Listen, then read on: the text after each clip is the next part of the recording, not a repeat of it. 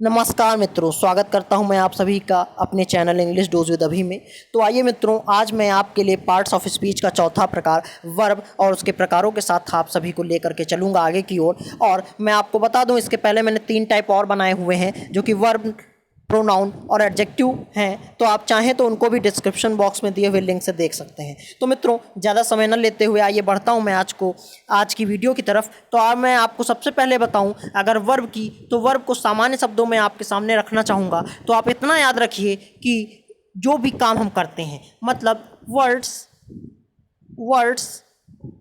Denotes and action, मतलब जिन भी शब्दों से कोई काम नज़र आ जाए वही हमारे क्या हो जाएंगे, वर्ब हो जाएंगे। बस इतना आपको याद रखना है। मुझे आपको बहुत कथा नहीं समझानी, आपको नॉर्मल लैंग्वेज में मुझे समझाना, इसलिए आप याद रखिए वर्ड्स डिनोट्स एंड एक्शन, जो भी काम को बताएं या काम को दर्शाएं, उन्हें डिनोट करें, वही आपका क्या हो जाएंगे, वर्ब हो जाएंगे। अब मैं आपके जल्दी से आपको आगे की तरफ लेकर के चलता हूं और बताता हूं मित्रों कि वर्ब आपको 2 तरह की मिलती हैं, एक मेन और दूसरी हेल्पिंग। मेन वर्ब में क्या होता है, आपको इंट्रांसिटिव और ट्रांसिटिव देखने को मिलेंगी, और आपके हेल्पिंग वर्ब में प्राइमरी हेल्पिंग वर्ब और मॉडल ऑक्सिलरी आपको मिलेगा। तो आगे अब मैं लेकर के आपको चलूँ अगर, तो मैं आपको बताना चाहूँगा मित्रों, सबसे एक प्रमुख बात आपको मैं अगर बताऊँ तो मैं आपको बताना चाहूँगा कि जो आपका मेन वर्ब दोस्तों होता है, इसे ही दोस्तों हम लोग प्रिंसिपल वर्ब के नाम से भी जानते हैं। ये बात आप याद रखिएगा, ठीक है। अब मैं आपको दूसरी बात बताऊं कि आपका जो हेल्पिंग वर्ब है वो ऑक्सिलरी वर्ब कहलाता है। मेन वर्ब दोस्तों क्या होती हैं, तो मैं आपको अगर बताऊं सामान्य शब्दों में, अ प्रिंसिपल वर्ब या main verb is the verb that express an action और a fact all by itself without the help of any other verb, मतलब बिना किसी अदर वर्ब के जो अपना मतलब आपको समझा दें या पूरा कंप्लीट सेंस दे दें, तो वही वर्ब आपकी होती हैं दोस्तों मेन वर्ब। जैसे अगर मैं आपको समझाने की कोशिश करूं, यहाँ पे आप एग्जांपल्स देख सकते हैं। जैसे लिखा है Rajesh plays hockey, Geeta reads her book, या आई गो टू स्कूल। तो दोस्तों यहाँ पर बात समझने की ये है कि यहाँ पर कोई भी, जैसे यहाँ पर एग्जाम्पल आपका लिखा है राजेश प्लेज हॉकी, ठीक है। तो आप देखिए जो प्लेज है यहाँ पर किसी और अदर वर्ड की हमको या किसी अदर वर्ब की ज़रूरत नहीं है, ये अपने आप में पूरा कंप्लीट सेंस दे रहा है। तो यही आपका मेन वर्ब हो जाएगा। अब मैं मित्रों आपको आगे समझाने की कोशिश करूँगा कि ऑक्सिलरी वर्ब क्या है। तो आप बस इतना समझिए, ऑक्सिलरी वर्ब दोस्तों क्या है। मैं आपको एक एग्जाम्पल पहले देता हूँ, फिर आप उसको बहुत अच्छे से समझेंगे, ये मेरा विश्वास है। देखिए, मान लीजिए अगर मैं यहाँ पर लिखूँ I am writing a letter. अब मैं दोस्तों आपको देखिए कितना सामान्य शब्दों में समझाता हूँ। देखिए, अगर अब मैंने यहाँ लिखा I am writing a letter, तो दोस्तों ऑक्सिलरी में इतना समझिए कि ऑक्सिलरी वर्ब्स वो वर्ब्स होती हैं, वो मेन वर्ब्स का अपोजिट होंगी। मेन वर्ब्स में क्या है, आपको किसी अदर वर्ब की ज़रूरत नहीं होती है सेंस को बताने के लिए या प्रदर्शित करने के लिए, लेकिन ऑक्सिलरी वर्ब वो वर्ब्स होती हैं जो हमेशा मेन वर्ब के पहले आती हैं। देखिए, तो जो एम है दोस्तों, ये आपका ऑक्सिलरी वर्ब है, मतलब हेल्पिंग वर्ब है, और आपका जो राइटिंग है ये आपका मेन या प्रिंसिपल वर्ब है, ठीक है। तो आप याद रखिए, एक बात और समझिए कि auxiliary verb always comes before main verb, ठीक है। आगे बढ़ते हैं। आगे मैं आपको अगर समझाऊं, अब मैं आपको मेन फैक्ट की ओर लेके चलता हूं, जहां से प्रश्न बनते हैं ट्रांजिटिव, इंट्रांजिटिव, डिफेक्टिव और इनकम्प्लीट। तो मैं आपको अगर ट्रांजिटिव की बात समझाऊं, तो दोस्तों ट्रांजिटिव का सबसे पहले मैं आपको डेफिनेशन अगर समझाऊं तो आप देख सकते हैं, a verb which requires an object after it to complete its meaning is called a transitive verb. मतलब दोस्तों क्या है कि आपको अगर कंप्लीट सेंस चाहिए, तो ऐसी वर्ब्स जिनका कंप्लीट सेंस आपको मतलब पाने के लिए या प्रदर्शित होने के लिए आपको एक ऑब्जेक्ट का यूज़ करना पड़ता है। जैसे अगर हम यहाँ पर सिर्फ ये लिख दें, मैं आपको ये एग्जांपल आप दिखा देता हूँ। यहाँ पर आप देखिए, यहाँ लिखा है वी इलेक्टेड हिम प्रेसिडेंट। अगर दोस्तों हम लिख दें यहाँ पर सिर्फ इतना, अगर मैं लिख दूँ कि वी या आई इलेक्टेड हिम, अगर मैं सिर्फ इतना लिख दूं तो दोस्तों यहाँ पर कोई भी कंप्लीट सेंस नहीं आ रहा, मतलब मैंने उसे चुना है। अब कैसे चुना है, किस पर्पज से या किस आधार पर या किस कारण से चुना है, ये बात सामने नहीं आ रही है। पर दोस्तों यदि मैं यहाँ पर लेकर के आऊँ प्रेसिडेंट, ठीक है, बात को समझिएगा, आप जब अगर समझ जाएं तो मुझे बताइएगा। जैसे हम यहाँ पर अगर प्रेसिडेंट ले आए तो अब आप देख सकते हैं कि यहाँ पर सब ये हो गया, मतलब कि आई इलेक्टेड हिम प्रेसिडेंट, मतलब मैंने उसे राष्ट्रपति चुना है। दोस्तों अब मैं जैसे ही राष्ट्रपति आएगा तो हम राष्ट्रपति से बहुत सी बातें जान जाएंगे। तो इसका मतलब ये हो गया कि जो भी वर्ब, ऐसी वर्ब जिसके साथ में ऑब्जेक्ट लगा हो, मैं आपको एक और शॉर्ट टर्म में समझाता हूँ कि यदि verb, if verb with object, अगर मित्रों ऐसा है तो वो आपकी ट्रांजिटिव वर्ब हो जाएगी।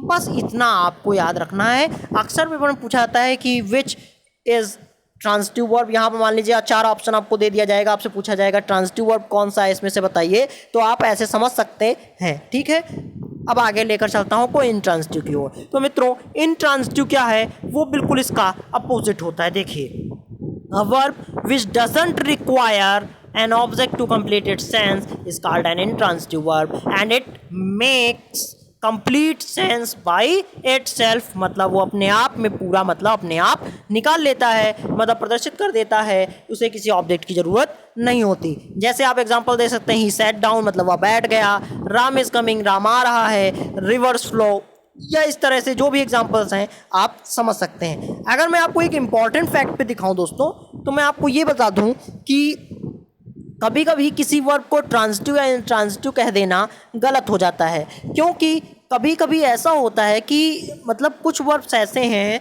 जो आपके इंट्रांजिटिव और ट्रांजिटिव दोनों तरह से यूज किए जाते हैं। तो मैंने यहाँ पर एक लिस्ट और ये फैक्ट यहाँ पर दिया है, आप एक बार इसको वीडियो को पॉज करके या फिर आप 2-3 बार रिमाइंड करके किसी भी तरह से आप चाहें तो यहाँ पर एक बार देखिएगा। ये इंपॉर्टेंट फैक्ट मैंने यहाँ पर दिया है, आप इसको एक बार अच्छे से समझ लीजिएगा। जैसे यहाँ लिखा है the boy ran a race, और यहाँ पर मैंने सिर्फ इतना लिख दिया कि द बॉय रैन, तो मतलब यहाँ पर चीज़ें दोनों तरह से, यार जो रैन वर्ड हो रहा है ये दोनों एकदम दोनों तरह से यूज हो रहा है, ट्रांजिटिव एंड इंट्रांजिटिव दोनों तरह से। अब मैं आपको मित्रों एक बात बताना चाहूँगा। देखिए, हम लोग दोस्तों टेंस आपको अभी मैंने पढ़ाया नहीं है, मैं आपको पढ़ाऊँगा, लेकिन टेंस में दोस्तों हम लोग कुछ वर्ब्स का यूज करते हैं जी। तो मैं आपको बता दूं कि जिन वर्ब्स का दोस्तों हम लोग यूज करते हैं अपने टेंस में, वही दोस्तों वर्ब्स क्या होती हैं, आपकी डिफेक्टिव वर्ब्स होती हैं। ये बात अच्छी तरह से समझ लीजिए मित्रों, ठीक है। अब मैं आपको एक महत्वपूर्ण तथ्य से बताता हूँ, पहले मैं आपको इसको डेफिनेशन के साथ समझाता हूँ कि defective verb is the verb that can't be used in all tense and mood, मतलब सारे टेंसेस में मतलब यूज नहीं हो सकती हैं। मतलब क्या है, देखिए बात को समझिए कि सारे टेंस में यूज नहीं हो सकती, मतलब क्या है कि वही बात हो गई कि जैसे मान लीजिए अब हमें प्रेजेंट इंडेफिनाइट हमें यूज़ करना है तो हम वहाँ पर अलग टेंस अलग वर्ब यूज करेंगे। अगर हमें पास्ट यूज करना है तो हम जैसे हम प्रेजेंट के जो हमारे कंडीशन है, प्रेजेंट का हमारा इंडेफिनाइट है या फिर आपका मान लीजिए प्रेजेंट का परफेक्ट है, तो दोनों दोस्तों में अलग अलग अंतर है। अब प्रेजेंट के इंडेफिनाइट में हम दोस्तों क्या करते हैं, फर्स्ट फॉर्म यूज करते हैं, जबकि हम प्रेजेंट के परफेक्ट में दोस्तों हम क्या यूज करते हैं, थर्ड फॉर्म यूज कर लेते हैं। तो वही चीज़ है कि ऐसी वर्ब्स जो हर टेंस में या हर मूड में एक समान नहीं रहे, अलग अलग बदलती जाएँ, तो वही आपकी डिफेक्टिव हो जाएंगी।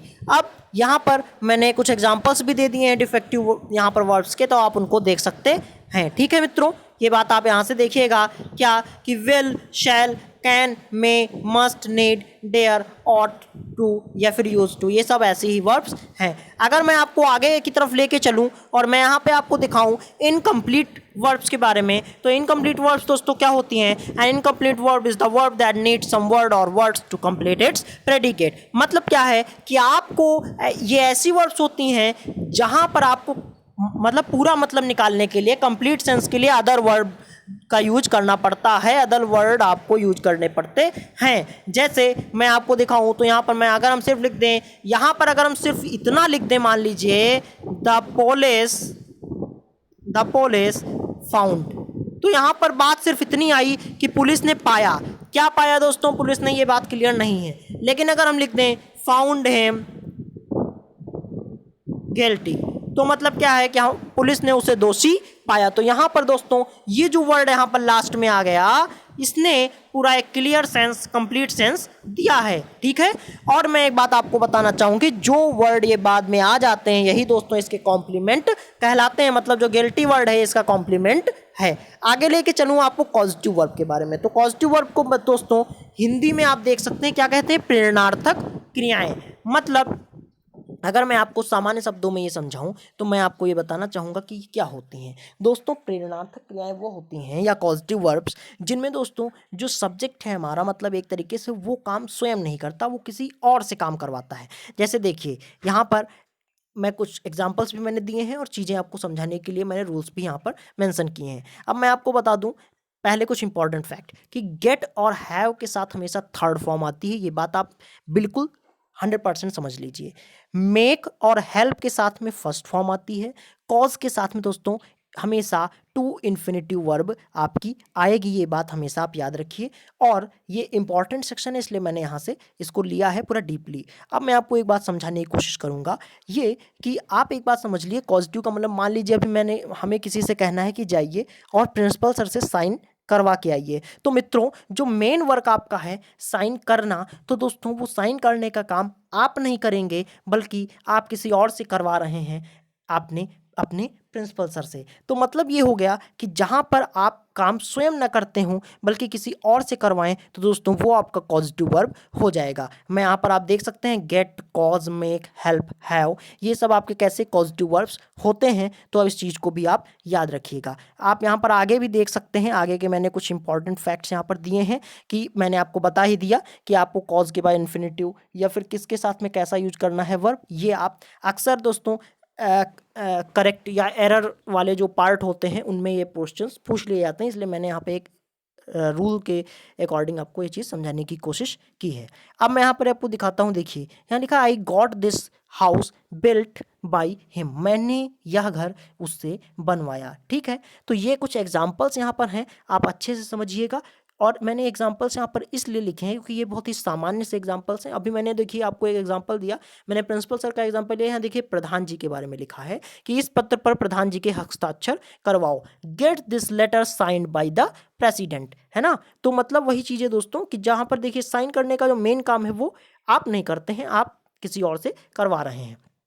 तो ये दोस्तों इस कंडीशन में आपका ऐसा यूज होता है। ठीक है, या फिर किसी आदमी से कोई काम करवाने का कारण कारण जब आप बने तब भी ऐसी चीज हो सकती है। ठीक है, तो मैंने आपको चीज़ें समझाने की कोशिश की है, मैं आपका ज़्यादा समय नहीं लेना चाहता था इसलिए मैंने थोड़ा चीज़ें को शॉर्ट में समझाई हैं। लेकिन जितना भी आपको समझाया है पूरी कोशिश की है वो इंपॉर्टेंट फैक्ट हो, कहीं भी वहाँ से क्वेश्चन उससे बाहर न जाए। तो मित्रों यदि वीडियो अच्छी लगी है तो प्लीज़ लाइक करिएगा, शेयर करिएगा, चैनल को यदि आप पहली बार आए हैं तो सब्सक्राइब करिएगा, बेल आइकन को टच करिएगा। आपका दिन दोस्तों शुभ हो, खुश रहें, मस्त रहें।